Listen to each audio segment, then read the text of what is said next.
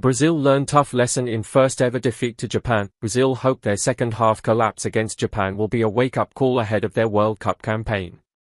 Carlo Ancelotti's men went into Tuesday's international friendly in Tokyo on the back of Friday's 5-0 triumph at South Korea but came back down to earth against Japan, who celebrated their first ever win against the five-time world champions.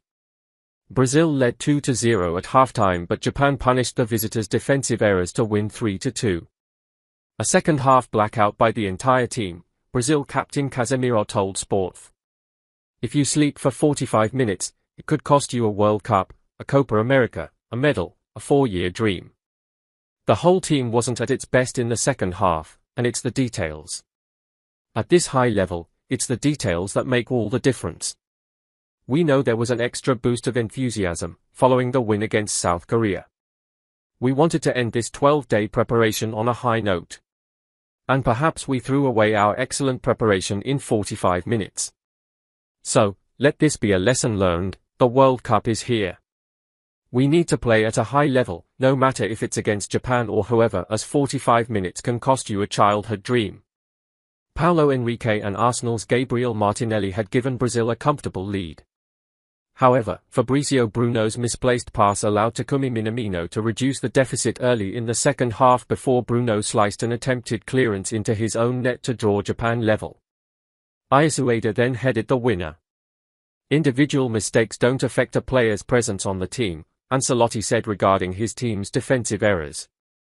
Race to the 2026 World Cup, who can still book their place? Why this is, kinda, the last ever October international break. Transfer rumors, news, Neymar eyeing shock return to Europe. What we have to evaluate is the team's reaction after the first mistake, which wasn't good because we lost some of our balance on the field and our positive thinking. We have to learn from our mistakes in the second half. The team's biggest mistake was not reacting well after the first goal. It's a good lesson for the future. We have to learn from this defeat. I think until Fabrizio's mistake, in the first goal, we controlled well the game. The team then lost its mentality after the first mistake. That was the team's biggest mistake. We'll continue doing tests during the FIFA window in November. This doesn't change our approach. I think we need to be balanced in what we do.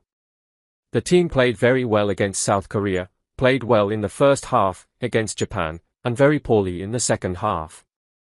It's a process, and in the World Cup, we need balance.